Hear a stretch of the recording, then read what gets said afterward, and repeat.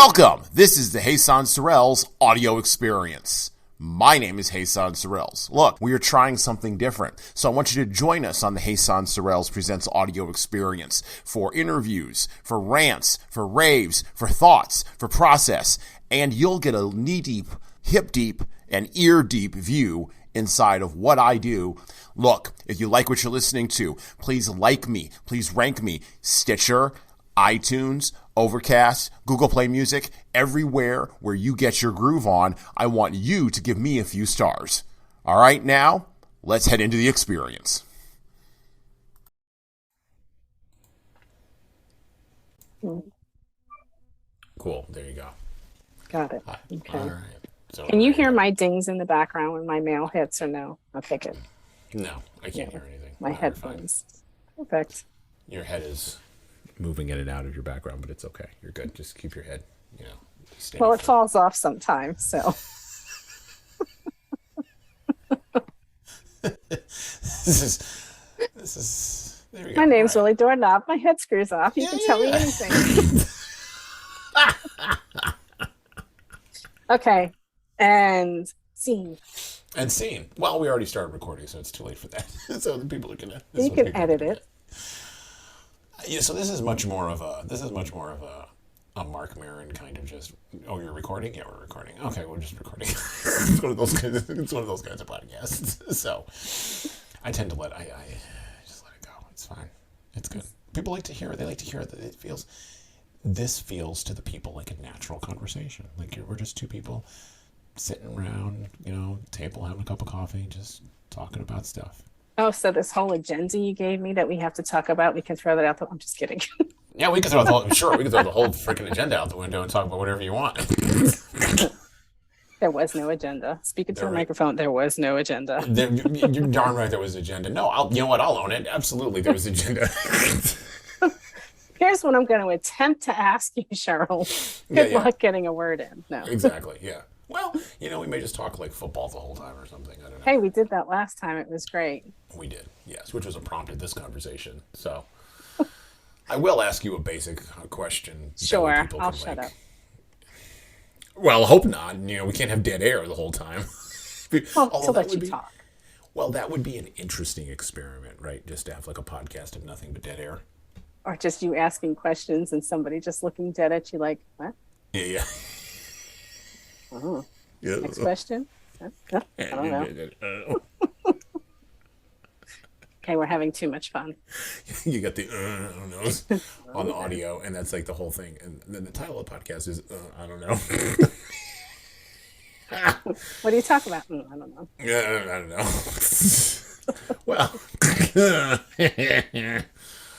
So you had a question. Go for it. I had one question. Well, I have several questions. I mean, inquiring minds want to know. So who are you and what do you do? I'm a woman that's proud to be a woman. No, I'm just kidding. Wow. Hi, my name's Cheryl. I'm an alcoholic now. We're going to go right for it, aren't we? We're going to go right for the jugular. Are you proud to be I'm going to do the NPR thing. Are you proud to be a woman in the current climate? And by the way, I mean the climate of the weather where you're at. It's storming here, so yeah, sure. Oh, okay, all right. It's like 93 degrees where I'm at, which is awfully narrowly specific, but okay. It actually cooled off. It was lots of thunder. So. Okay. All right. Well, but who am I? I consider myself a person of service. Okay. What do I mean by that? Yeah, what do you mean by that? I didn't even ask that question. She asked that question herself, and then she's going to answer it. This is how we know it's going to be a good interview. It's going to be a good conversation. As of right now, Jesan doesn't have to say anything. Cheryl will have a conversation with herself. There you go. I'm just a pretty face, just hanging out. Along for the ride. Is your seatbelt on? Click. Squirrel. I am an entrepreneur at heart. First business was when I was very, very young, 8 years old. Mental capacity to understand that I like to turn opportunity into success for myself and for others. So landing as a business advisor of what I'm doing now, and have kind of done it for about the past 10 years as far as a job is concerned. I enjoy it. Being an entrepreneur, going through those pitfalls, going through those costly mistakes, being able to pivot, recoup, and go on, and then work with other entrepreneurs that are striving to be something better, to bring a product to market, a service to market, whatever the case may be that they're passionate about, and there's opportunity for them to grow. I like to partner with them and help them do that. I love to see success. Love to see success. Okay, all right. So, business advising. This is going to be like the driest question ever. And like the What's business advising? Yeah, what is? Can you tell us a little bit more about business advising? Sure. So the best way I can explain it is you have your business coaches, right? You have your business consultants, and then you have your business advisors. So why did you point to me when you were saying business consultant? General, because I like to point. Okay, well, that's fine. I'm not going to tell the woman where to put her finger. So, Wow, that was terrible. That was terrible. Even that was like a lob that I could really hit out of the park, but we'll keep this clean. Well, I could put an E for explicit next to the episode, but so that's if I drop an F-bomb. I'm from New York, so that's to be expected. Fine. I don't. Wait, hold on a second. We didn't talk about that part. Where in New York? I was born in Brooklyn and grew up on Long Island. Yo, top of the food chain. Yo, Brooklyn. Yo, Brooklyn. Brooklyn's in the house. My mom was born in Brooklyn. Big ups to Brooklyn. I never got my arms around those people. I got my arms around my mom. When I was a little kid, like I would hug her or whatever. But like, alligator arms. We have an issue with that. I don't know. Brooklyn. It's a lot of yelling, a lot of assertion. That's how New Yorkers are. Period. We actually just had a conversation about that yesterday. Me and my other half. Okay. Talking about somebody had asked me, it's like, why is he yelling? It's like, it's not yelling. That's how they communicate. It's just assertive communication. Although people in Manhattan, they don't yell at you. They just run you over. Like they have no patience for like the yelling part. Folks in Queens, they will yell. They're kind of a little bit more like Frank Costanza's father, or like Jerry Seinfeld, like Costanza's dad, Jerry Stiller. They're a little more like that. Yeah, they will yell at you, and they'll be all over the shuffleboard court, and they'll be everywhere, and they forget their train of thought, and then they just go on the subway. Okay. And then Long Island, I don't know what's going on there. And it's not Long Island, it's Long Island. Long Island. Long Island. Long Island. You guys say, Island. You say back in your throat. I'm verklempt. It's part of the Brooklyn part that goes out to Long Island. That verklemptness has to stay with you. The closest. So I never went to Long Island. My wife did many, many times. When she was in high school and all that. Parties. I don't know. Apparently parties on Long Island. I don't know. I saw the sign that said Long Island that way, and I just never went that way. So I was looking, I don't feel like I need to go there. Danger, Will Robinson, danger.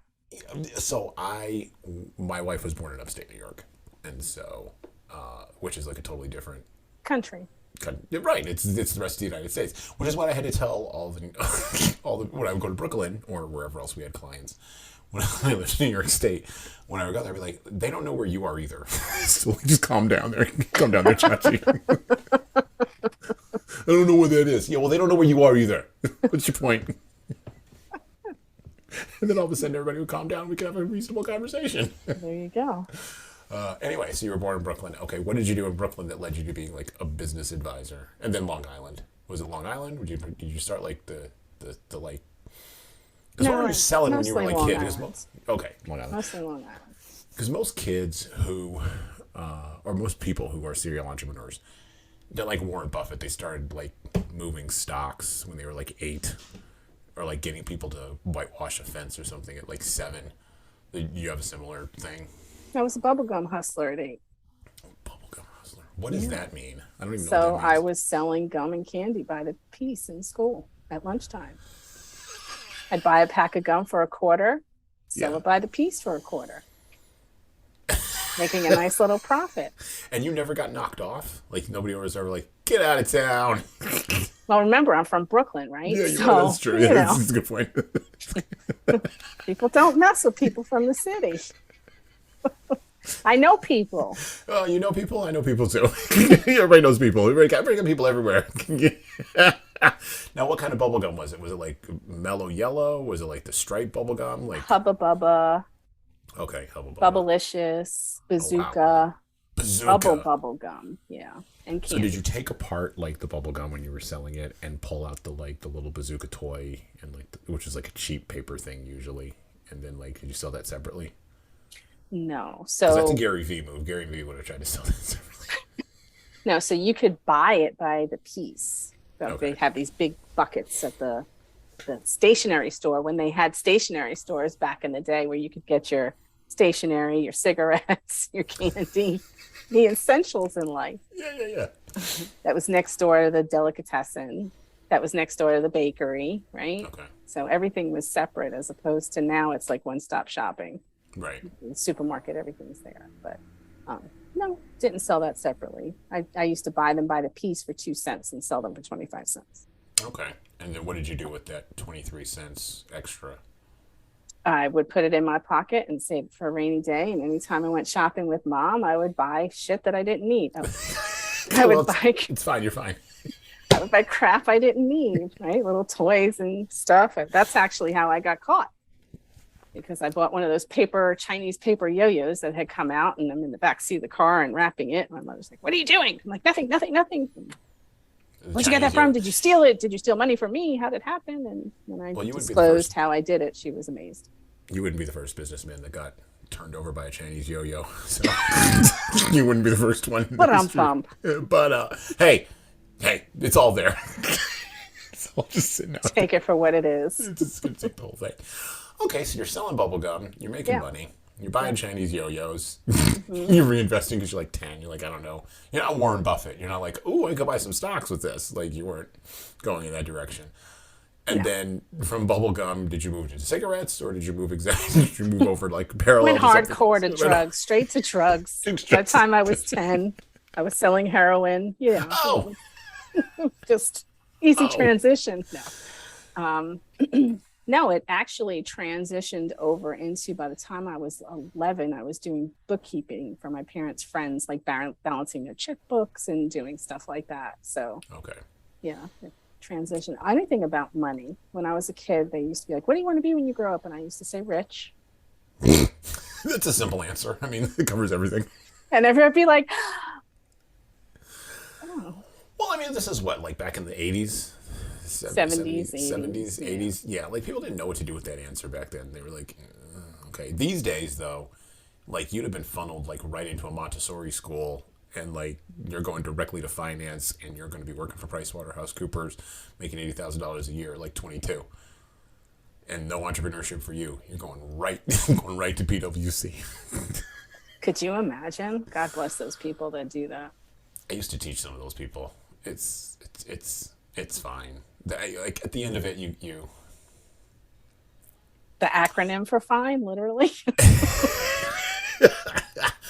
I don't know what that is, but I'm going to leave that aside for just a second. No, it was you realize that like if you had shown up to teach those people about like how finance actually really works, not what they're reading in the book, you would discover the massive gap between what they think works and what actually works. Huge gap. And then you'd also tell them what that gap is, and then you would watch their faces fall in disappointment at having blown like 6 figures in student loan debt. Or acquired 6 figures in student loan debt. But a lot of those people weren't worried because like their moms or dads were footing the bill or something. Like they had it figured out. So they were like, yeah, it doesn't matter. The arbitrage here doesn't matter. So I was like, well, okay. Don't come work for me. I don't want you balancing my books. God bless you and everything. You're great, but don't please stay in PricewaterhouseCoopers. No, there were a few people who I was like, no, you're fine. Like it's good. But the vast majority of them, like, and a lot of them were immigrants from East Asia, and so China, the Philippines, Vietnam, Korea, so Japan. A lot of folks from Japan, and it was a very much honor driven, and sometimes not responding to feedback well, and I have to make this work because if I don't, like, I've got nothing. I put everything into this. Yeah, and like I'm the one kid from my family who's like gotten off the mainland of wherever, and now I'm here, and this better work, sucker. So I don't want to hear about your entrepreneurial dream because I don't care about it. That does not exist in this dojo. But anyway, okay.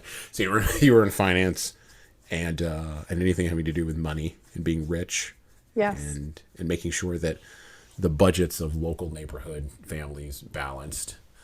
Did you do a better job than the federal government is currently doing with its budget? I would say yes, because families don't have imaginary money they can spend. So, and just go into unlimited amount of debt. Right. It does catch up at some point. So And, I would say and no household is a reserve currency for the rest of the neighborhood. Yeah. Well, unless it's that household over there that we all know about. Yeah, I remember I grew up in a neighborhood where we play ring and run on our own houses, it's a cul-de-sac, and entertain yourselves. Whose mom could we piss off first, Oh, that's great. Yeah. Okay, so you're balancing the checkbooks, you're doing the thing. You didn't bother with college, or you did go to college, or what? I actually did go to college, and that's when my next entrepreneurial ventureship happened, where I did nails in my dorm room to help me pay for books, pay for school, pay for gas. And that was when you had to pay a telephone bill that was thousands of dollars when you made phone calls. So yeah, I worked for Ma Bell while I was in college. So that's like the perfect merging of like Long Island and entrepreneurship right there. Like the nail culture. Yes. And it was big. Now you have to, back then, that was late 80s, early 90s. It was like, I don't know, in town. I priced it out. I did my research. Mm-hmm. It was $60 for like a full set of nails in town, which was like a mile up from the dorm. And I was like, I can charge $25. And then, people would call me at 2:00 in the morning, drunk. I broke a nail. Can you fix it? It's 2:00 in the morning. I gotta get it fixed for the morning. I got it, blah, blah, blah. Okay. And I could, supercharge them. Oh, that's my ride. I gotta go. Just kidding. Okay. Bye. That was a car horn, wasn't it? Somebody's beeping at me. I don't know. Anyway, well, I mean, I like to know that they care. So it's always good. I like that. Really? Yeah. Well, I mean, the 2 beeps show you care, but like 3 beeps, that's a beep too far. Like that's harassment. Then you're getting into something else. That's irritation. They're angry about something. Yeah, and I don't really. There's enough anger in America right now. I don't think I need to add to the cuppeth that runneth over. So you're doing nails. The flood. The image that I have in my head is of the scene in Goodfellas. Which one? Where all of the women are doing the hair and the nails, and it's the. You know which one I'm talking about. Less the blue eyeshadow. Yeah, the blue eyeshadow and the big coiffed mole. hair. And the coiffed hair and the mole. I didn't have the big hair. Yeah. And there wasn't a bunch of us. It was usually me and my roommate and the one other person. Okay. Just right. 3, not a room full. All right. I don't know why. Unless it was during the day, then yeah, potentially. Yeah. And somebody's complaining about beating their kid with a shoe or something. Oh, they used to complain how they got beat with a shoe. Yeah, or that. Okay. No one really had kids. So you had they were all in college. Well, you had the children of the women in the scene in Goodfellas. Potentially, yes. You had their kids. We're all going to college. I'm gonna make some of myself. Maybe. Yeah. No. I don't know. Maybe. So you I'll did get the back nails. to you on that one. Okay. Well, don't worry. We're gonna cycle back around to it. We're gonna talk about everything. So you did the nails. You're making the money. I'm assuming you've got some other side hustles going on at the time, because college you can like expand your base of hustle, because it's just there's so many opportunities in college and there's no rules. Like that's what people don't understand about college. There's literally no rules here. Like everybody's just making it up as they go along. Like really. And if you violate the rules, there's no consequence. Yeah, there's nothing going. I mean, what are they gonna do? Kick you out? Like they're happy that you're here. Like they don't want you to go. Right.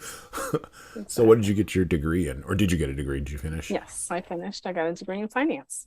Oh, okay. Okay. So you actually Imagine got to that. do the thing. I think I'm one of the few people on this earth that actually got a degree that I was interested in getting, and I'm using it today. Yeah, see, most entrepreneurs I know, they got a degree in something else and they got bitten by the bug and then they just walked away from, that was me, like just walked away from whatever they initially were in. And they like had to pick up all the things that you know. They just had to pick them up through trial and error. They're just like, yeah, I'm going to trial and error the hell out of this. Figure this out. But you didn't do that. Okay. So you could have taken a finance degree anywhere. You could have gone anywhere with that. You could have gone to an accounting firm. You could have gone to, you know, I don't know, working at a CE, working in a working at a CEO, but working in a major organization, you know, as a CFO, working your way up into that kind of role. Why didn't you do any of that? Um, I did some of it, but most of my career I focused on the smaller business. So Okay. before I left New York, I was actually offered an internship with AIG. Okay. And it came, I guess, 2 days after I'd actually moved. So everything happens the way it's supposed to. But I was more so on the entrepreneurial path. And what made me decide that was moving back home after college, back to Long Island, and taking the LIRR into the city for my interviews in my blue suit, my white blouse, my sneakers, my shoes in my bag, right? My newspaper, my Wall Street Journal. And I looked up and I looked like everybody else on the train. And I said, no, I'm not going to be a number in some major corporation where I'm going to have to kill myself to do something, get somewhere. Just not going to deal with it. Um, and I decided to up and leave and focused on working with smaller businesses and starting other businesses, the entrepreneurship route. I think you're probably in the same age range as the venture capitalist Peter Thiel, because he had a similar. He went to law school. I mean, he went to Stanford and went to Stanford Law, and he actually got hired at one of those blue chip law firms in New York City. I think it was in Mm-hmm. New York City. And he tells the story of like realizing the first day he was there that everybody who was inside of the blue chip law firm wanted to be outside, and that everybody who had been yelling at him for years to get inside of one of those firms wanted to be inside the firm. And he was like, "Screw this! This is not going to work." And then he went off and found Elon Musk, I guess. And yeah, he did. He went off and found Elon Musk and hooked up with him. And then like that's it. That's been like his entire life ever since. Damn, I didn't know I should have looked for Elon Musk. Man, if I could Well, do it all over again, I'd do it just a little bit differently.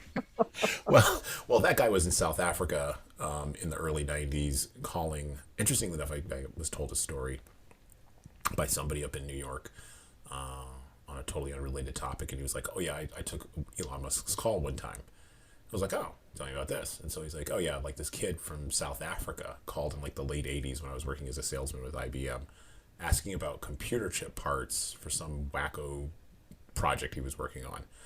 And like nobody wanted to talk to him, and eventually he came around to me, and I was like, "Who the hell is this?" He goes, "Well, my name is Elon Musk, and I would like to buy some computer chips from you. And I heard that you could buy computer chips from IBM, and I'm in South Africa. I would like to buy these from you." And he's like, "Whatever." And he like sold him some computer chips, and he's like, "Whatever, that kid." And I think that's how things happen. I think like random people call you, and you're like, "I don't know, there's some schmuck from over there," and then you just walk away, and then 30 years later, well, that schmuck has bought Twitter, and a bunch of people's hair is on fire now over there. And you Yes, probably should have paid attention to him. yeah, possibly. Possibly. But then he could have turned out to be like Shlomo, Schlumpy, you know, on the street, like doing nothing. You don't know. You don't. You don't know. You don't. That's why it helps to function with grace and patience, right? Yeah, well, As he fair. sighs. Yeah, I guess. Yeah, I Twist guess. my arm. Twist my arm. I guess. A fair bit of humility. That also is helpful. Just a little bit. Can Well, we at okay, least pretend we care? Hey, son. we can. I'm going to pretend I care. I'm going to put my pretend I care face on. Okay, so, yeah. Yeah. And scene. And so this is, I'm assuming this is the 90s, right? You're on the LIRR, you're going back and forth. This is like the mid 90s, sometime right around there. Early 90s, yeah. Early 90s. Okay. So, I'm old. well, I don't know what that means, but like right on the cusp of like, I would presume right at the end of like George Bush's 1,000 Points of Light speech and Bill Clinton's like, hey, it's going to be great. I'm Bill Clinton. Isn't it awesome? Just before Monica Lewinsky and all that other kind of nonsense. It's like in that era, right? Yeah, I guess. Okay. I remember correctly. Okay, so this will just give you how old. Just I was like 12 then. Like that, I mean, yeah. It was a golden era because I was like 12. So it was great. I was not selling bubblegum at the time at all. I was doing other things. But anyway. Care to share what that was? I was beating up people for their lunch money. A bully? No. So you're a reformed bully? No. I actually, so I was the kind of person who would beat up the bullies. Yay. So, if I saw somebody getting bullied, I was like, oh, no, that's not, that dog don't hunt. Why don't you try that over here? I'm with you on that. So I took my fair share of beatings, but I also handed out my fair share of beatings. So it wasn't totally untenable at the time. And you didn't become a boxer. Amazing. No, I mean, many years later, after I went to high school in Louisiana and had a whole bunch of other things happen to me, about the last time my mother had to sew me up, sew my face back up, from getting my face messed up. Actually, I have an old scar. You can't really see it. It's on my upper lip. But after all that nonsense, I remember her standing there in the doctor's office going, so if you're going to keep getting messed up like this, you might want to learn how to fight. It's like I'm doing fine so far. What are you talking about? This isn't going to work anymore. You mean that's not the move? She's like, no, that's not the move. So after that, I got into traditional Taekwondo, which is not to be confused with like what you see in the Olympics. That's trash garbage. But I got into like traditional Taekwondo with like a Korean from like Korea who like ran over rocks and stuff, and did that for a long time. And now I do, and then many years later, now I do jiu-jitsu. So I mean, there you go. So how'd you transition into the jiu-jitsu from Taekwondo? Was it a natural progression, or were you just terrible. Frustrated and needed to really roll around the mat with people? Well, in between that, I played rugby for a lot of years. I played and coached rugby. Sense. So rugby's like very physical. Yeah, and you're going to be rolling around with dudes anyway. Like, yeah. I mean, it's just kind of the thing that's going to happen. And it's fine. It is what it is. But you do a fair bit of running, which is also nice. And so it's running and hitting and all of this. No, the jiu-jitsu took me like 10 years after being done with rugby to be like, okay, fine, I'll go do that. So, yeah. Yeah, I never did that. You have to be of a certain mindset to do it. It requires a level of, you'll appreciate this being with your finance background and the serial entrepreneurship piece, because this also matches that, but it requires a certain level of a lack of ego. And I don't mean like I don't have a big head or like being arrogant. That's not what I'm talking about. What I mean is you have to go in with the idea, you have to go into jiu-jitsu with the idea that everybody can be beaten by everybody else on any given day.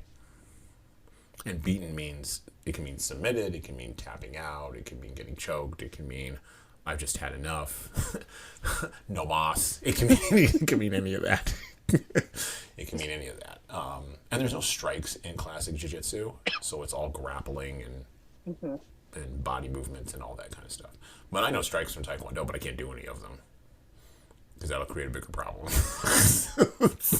So I don't do any of them. I don't feel like dealing with that problem. Okay. I can people get offended when you like bringing over stuff that doesn't relate to like whatever it is they're doing. Like people get offended in a conversation. You're like, I was talking about the financial reserve. Oh, well, what about Twinkies? What? They've made a comeback. I think that in the next couple of years they're going to be extremely popular for a whole variety of reasons. Actually, they have sprinkles in them now. I saw a box in the checkout this weekend. Twinkies with sprinkles. They are. So, I don't know if you know the guy Jocko Willink. He's a Navy SEAL leadership development guy. Oh, yes. Yeah. So he has a book called the Leadership Field Manual or something like that, or Strategy and Tactics or the Code or something. The manual, I think, is what it's called. Anyway. point is, he has a whole section in there because he's a big fitness guy, right? He's a big, like, 4:30 in the morning fitness guy. I'm going to get up, going to go crush it. Every single morning he takes a picture of his watch and puts it on social media to prove that he's up. And people like it. He gets a cookie. No. He doesn't believe in... Oh, God, no. There's a whole section in the book that says donuts are sugar-coated lies. They're sugar-coated lies. Sugar-coated lies. And basically... and you can hear him. Like, have you ever heard his podcast? He kind of talks like this, like really close to the microphone. And then I went out and I garroted him in the back. It's that kind of podcast. Like, it's military history and that kind of stuff. So he's like reading really hard stuff. Nice. And he's got the voice, and when you look at him, he looks like a big old silverback gorilla. Like, you're not gonna. But he's an English major, and got like an English degree, and like he's smart. So he's a dangerous silverback, and he does jiu-jitsu, which is the other thing. So he's dangerous, and he actually knows how to fight. He's got all the things like mixed together, right? He's checking all the boxes. All the boxes, every single one of them down the line. Check. Married, kids. Oh yeah, yep. Married. Survived PTSD. Preaches about it. I think him and his groups, SEAL Team Bruiser, I think. The SEAL team was at the Battle of Fallujah back in the day, after they hung our soldiers from the bridge and were like, come and get some. And he was like, okay, I'll accommodate you. Be there in a minute. Be there. All you have to do is ask. Come right over. Say the word. Let me grab my kit and my boys. We will be right over to accommodate you. And then we did. We went over right there and we accommodated them. But yeah, no, so he does. He has a whole section in there. And you can hear it in his voice just about, if I see you holding a donut, I'm going to yell at you to step away. That's right, you with the powdered sugar on your fingers. Don't lick your fingers. That's pretty scary. Put that donut down. Then you're like, whoa. Like, is it a bomb? What's wrong? Yeah. Is it anthrax? This isn't sugar? What? Makes you want to go out and do burpees at like 4:30 in the afternoon. Never. For some reason. But all right, so I would play Russian roulette before I did a burpee. Burpees are not fun. Anyway, okay. They build your character though. No, they don't. Yeah, they do. Yeah, they do. He would assert that they do. He would assert that burpees build character.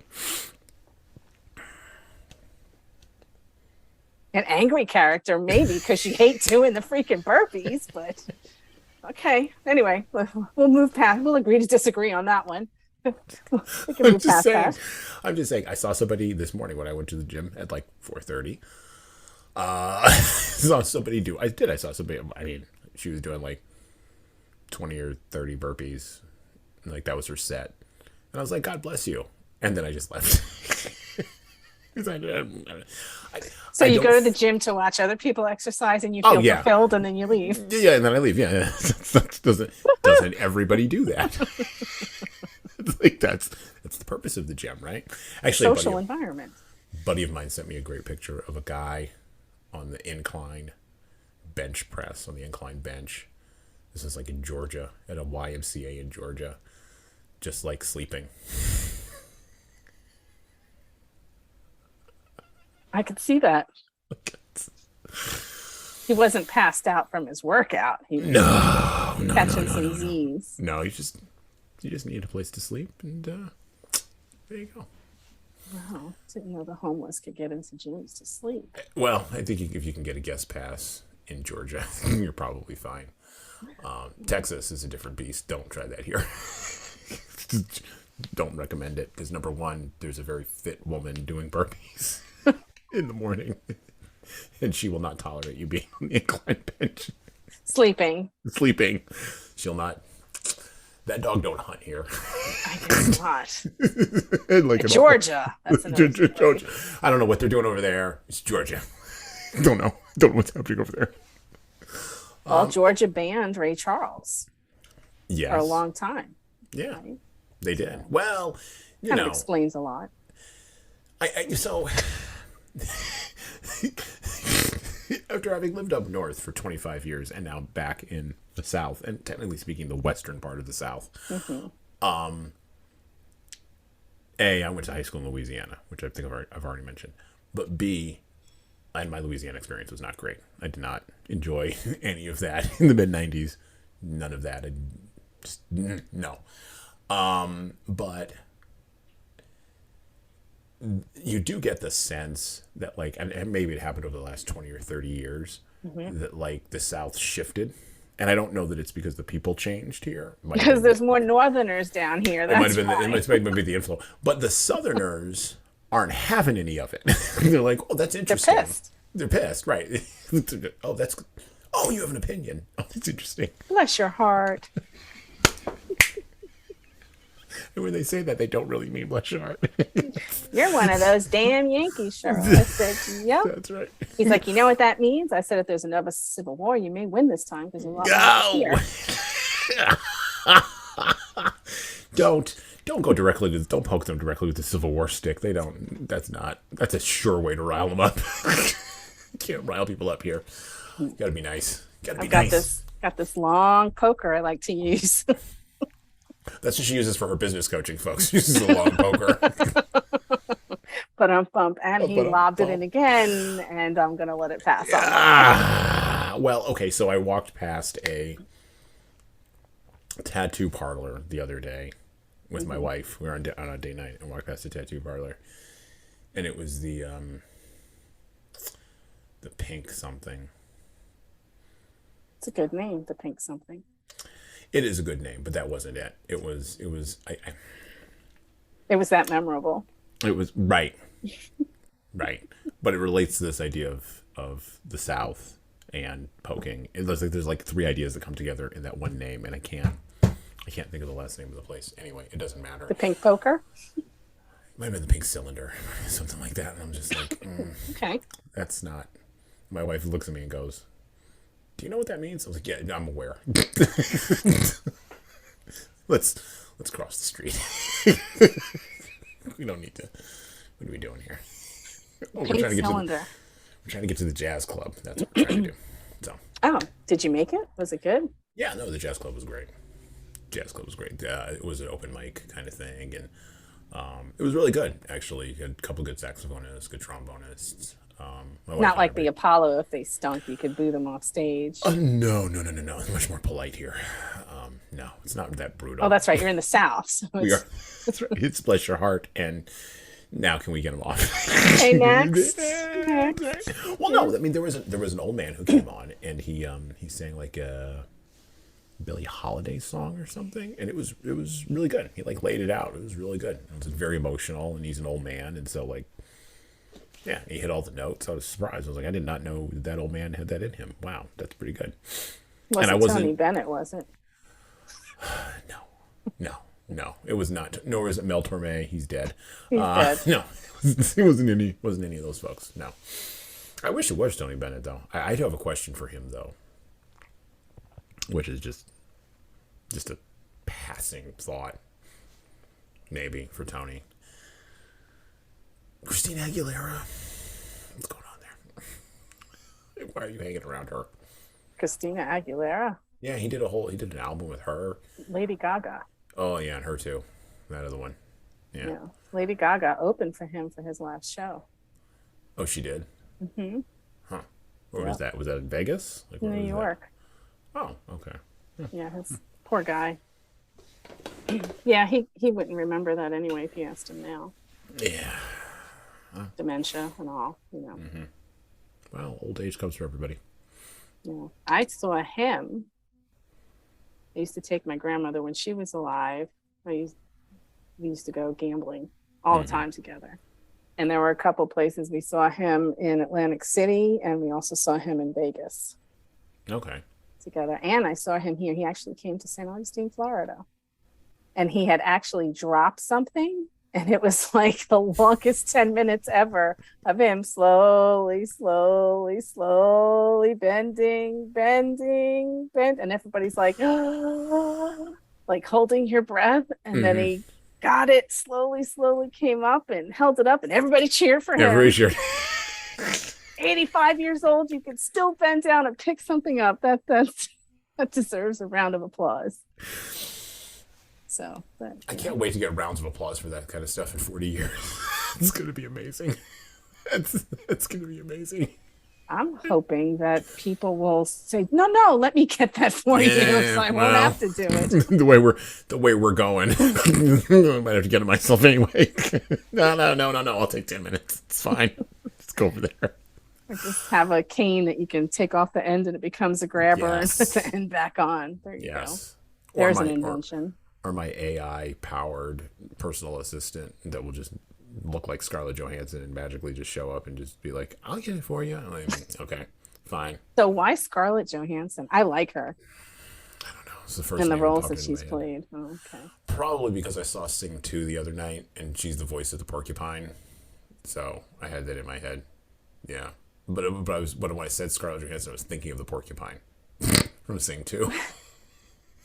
So I wasn't thinking of the person. You pictured a porcupine going there and taking its hand and handing it back to you. Yeah, exactly. Yeah, there you go. There's a deeper side to Jesan that we're starting to uncover. We're starting to peel the layers of the onion. Okay, so you're on the train. You're like, screw this action. I don't want to do any of this.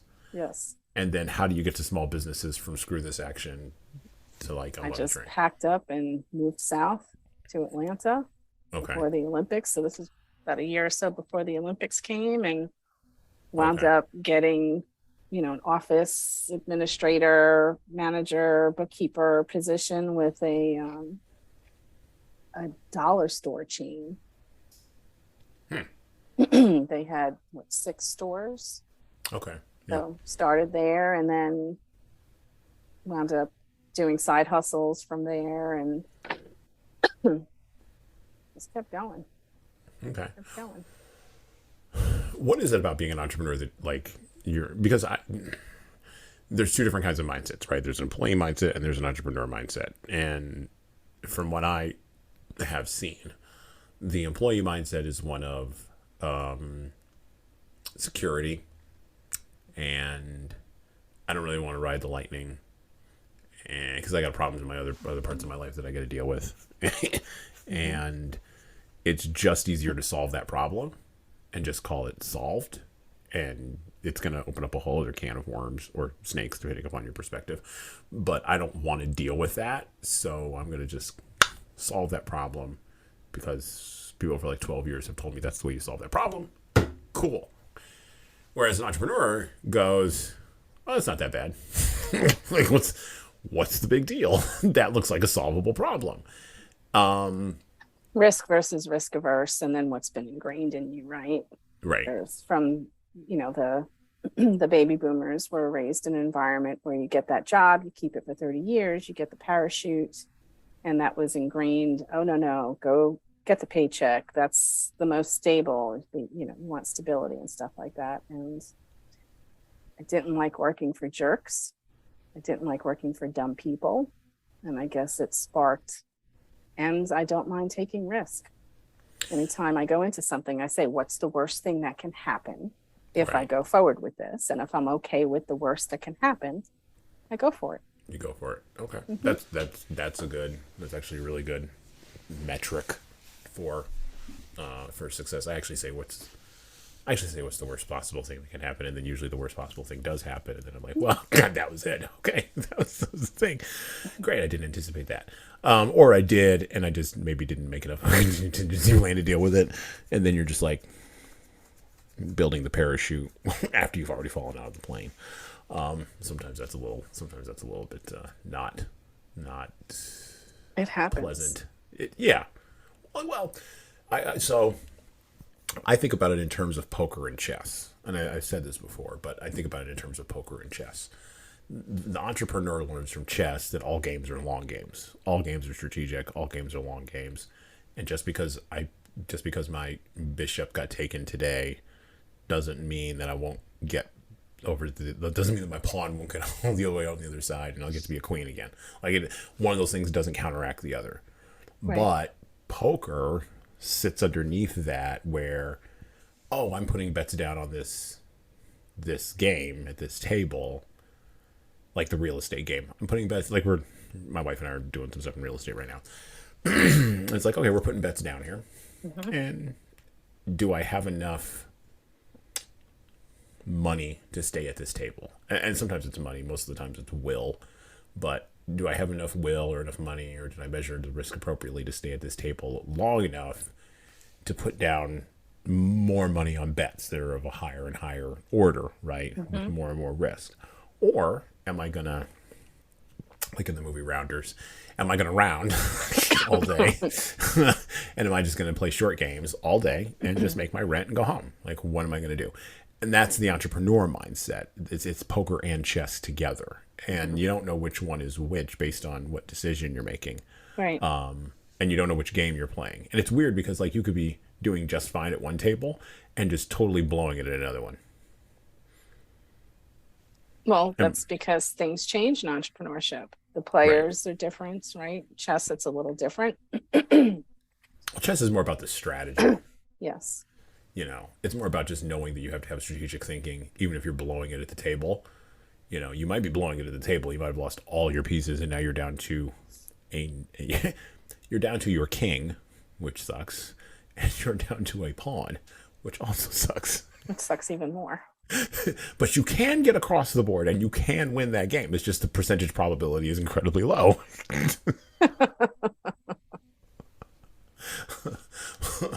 But okay. Yeah, that's what I learned. All right. Which one comes first, the stupid people or the dumb people? Like which one was like, I don't want to. You didn't want to work with stupid people, and you didn't want to work with people who basically like didn't respect you, right? So which one is the higher order in those two? Like which one is the driver for you? It's probably the lack of respect first. Okay. And then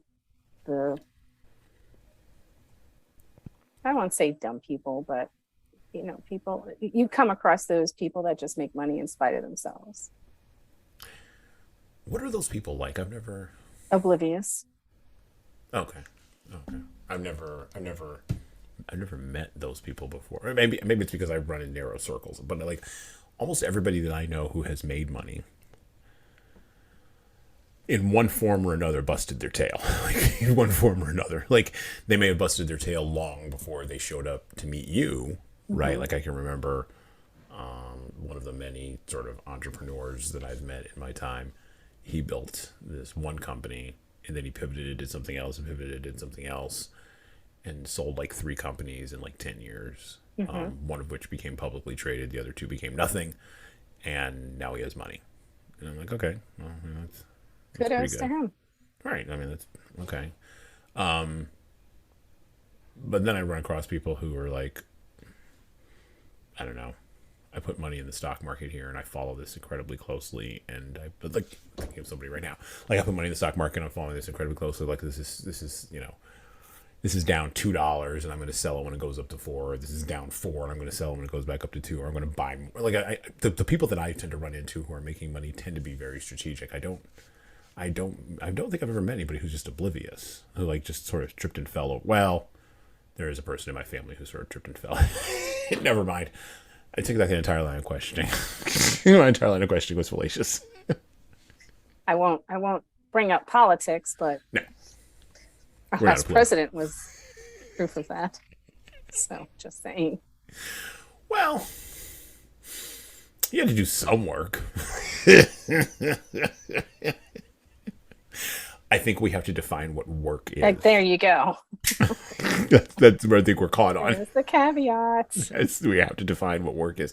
And what work is for me, and what work is for you, and what work may be for other folks is not the same thing.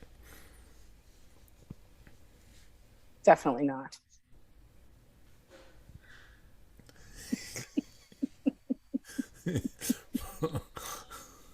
All work is not equal. Okay, so that's for sure. So well, it's proof that women get paid 79 cents on the dollar for the same amount of work that they do that a man does. So, well, if you look at it, actually, if you break that down, interestingly enough, not to push back against that wonderful talking point. However, if you look at the amount of women who are graduating not only with degrees but who are also going into high-end positions on a position by position basis, women actually get paid, particularly, and actually specifically when you get into the specific kinds of women that it is.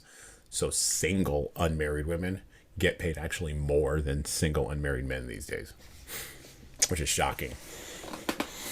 Well, that's good. It's about time.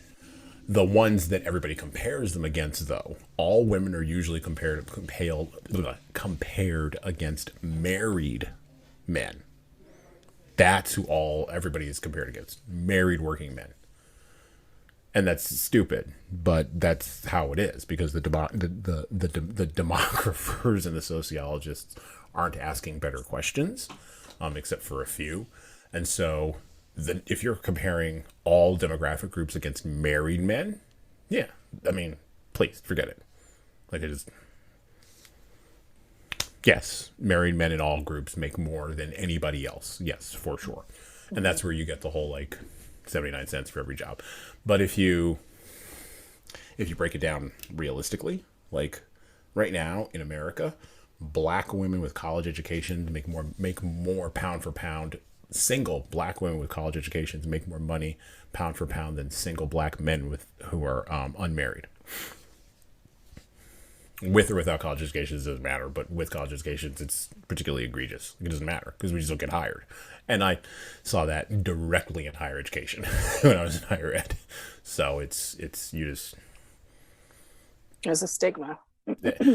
Well, there's a lot of other factors, because we live in a multiracial, multi-ethnic society. So there's a lot of other factors that have to be... Tell all the white people that. Well... They know. They're aware. The white people are aware. They know. They may not always talk about it out loud. They know. Trust me, they're aware.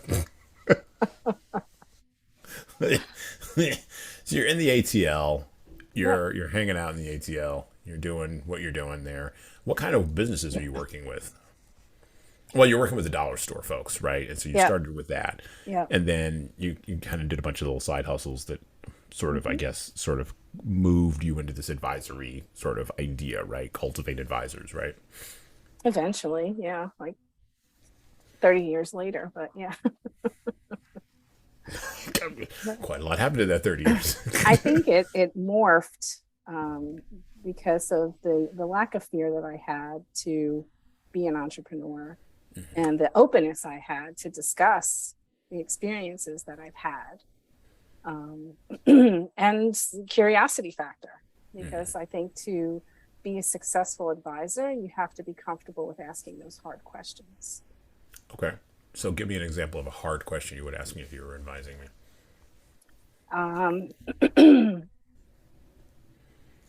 Nothing like putting me on the spot, but we have all four of our listeners will appreciate the answer to this question. We have tens and tens of listeners. So let's start with what made you decide to start doing a podcast? Because I wanted to insert myself in the world. To what degree? Oh, to the biggest degree I could possibly get with the mouth that I've got. What's the return on investment that you were looking for doing this? The return on investment for this podcast is expansion of personal brand. Not monetization at this point, just expanding the personal brand. Is monetization going to come into it at some point? Is that part of the goal? At some point, yes. So what's the ultimate vision? The ultimate vision is to be bigger than Jesus. That is no, that's not the ultimate vision. No, that's good luck with that. Well, the Beatles claimed they were. Come on now. No, the ultimate vision is for this podcast anyway, not the other podcast brands, but the ultimate vision is to build out a podcast network, honestly, where you would have multiple brands with different shows, with different kinds of foci that would appeal to different demographics. So you want to be all things to everybody? Well, I wouldn't be hosting all the shows. So, no. No. Well, your brand. The brand eventually would migrate away from me. Like, it just will. It'll become its own thing. As it should. Yeah. But that takes podcasting is a little bit different because the economics of it are kind of all warped right now because everybody's in the podcast game versus a few years ago when almost nobody was in it and NPR sucked up all of the oxygen in the room. Now that's not the case. The case is 99% of podcasters make almost no money at all. Most podcasts don't go past the 8th episode. Which is, we're on episode 12, so we've already broken that curse, so that's great. Well, on this podcast. The other podcasts that I do, we're up to like episode number like 65 or 70 or something like that. And still building a following. Oh, yeah, I'm still building a following. Because the podcasting is a long game, not a short game. And so podcasting now is like blogging was back in 2001 to like 2005, where like everybody and their mom had a blog and it was the hot thing, and then all those blogs now litter the internet and no one cares about them, and the ones that made it and everybody else didn't. They've turned into podcasts. No, the mindset is the same. Actually, some of those people should go back and do a podcast. The mindset is the same as it was with the bloggers, but there's not the, as usual, people are focused on the wrong thing. So how long can you sustain yourself without a monetary factor supporting any aspect of it? Oh, on the podcast? Mm-hmm. Oh, 10 years. So you have a plan. Oh, yeah. Like 5 to 10 years. I can make no money on a podcast for 5 to 10 years. If necessary. But that's not what's going to happen. What will happen is you make no money the first 2 years, and then you have enough content to be able to, and you start monetizing after the first year, but it's small monetization. But you have enough content built to be able to do other things and build out other verticals. So things like books, and we're shooting videos, so you can do videos and all those other kinds of things. Conferences, keynotes, speaking engagements, things like that. No Plus, blooper reel in there? Oh, yeah. Blooper reel in there all day. Bloopers all day. But yeah, I mean, it takes you 2 to 5 years because A, you're a needle in a stack of needles. B, nobody knows how good you are. And C, everybody and their mother is you're waiting for everybody and your mother to fall off. So you're fighting a war of attrition rather than a war of victory, which most traditional business models have you fighting a war of victory. You pick a niche and you dominate it and you just run over everybody else. That's not what happens with podcasts. It's a marathon. It's just like blogs. It's a marathon, not a sprint. Yeah. Like the best podcasters I know, the Joe Rogans, the Mark Marons, the Mitch Joels of the world, they have like 1,000 episodes.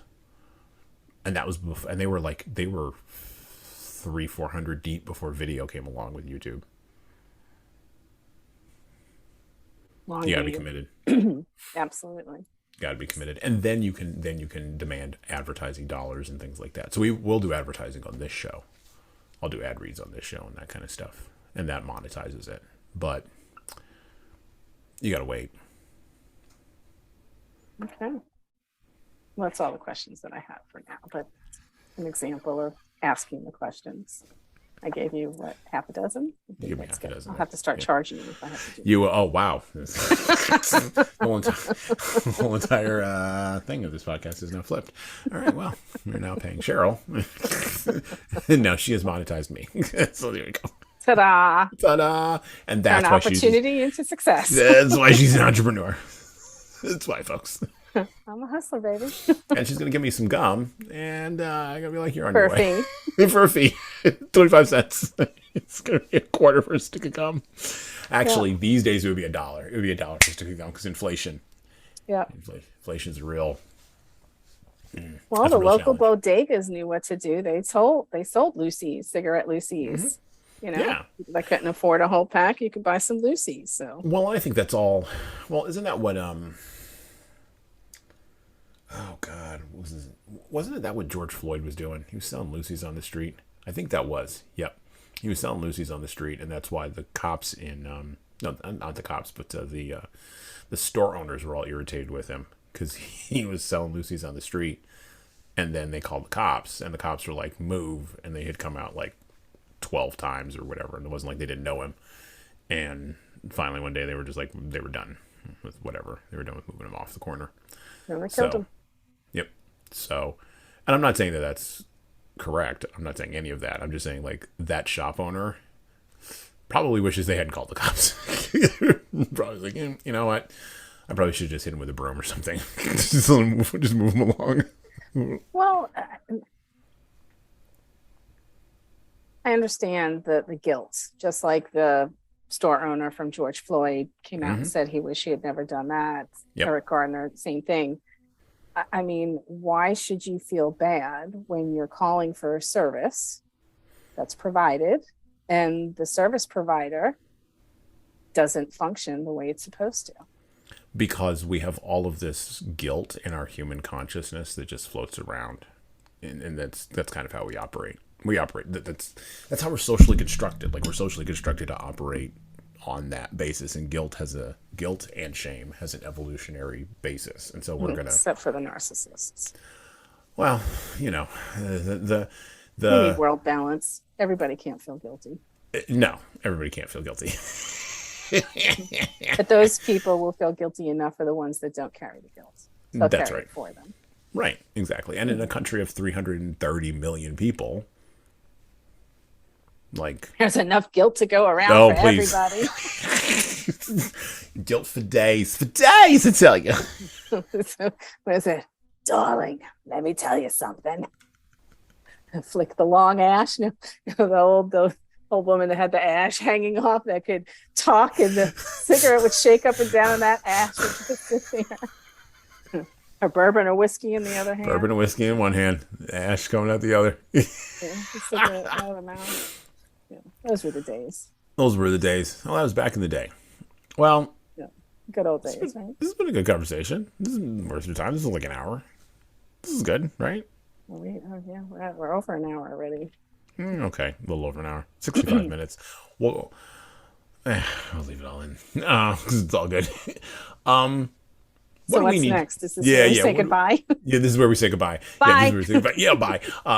Well, before we say goodbye, how do people get a hold of you? What would you like people to take from hearing you today? How can people help you? What do we need to do to help Cheryl out? And we'll have links to all your stuff if you mentioned anything. So whatever you got. If you know a business owner that could use some advice and needs help growing and scaling their business to the next level, give them my information.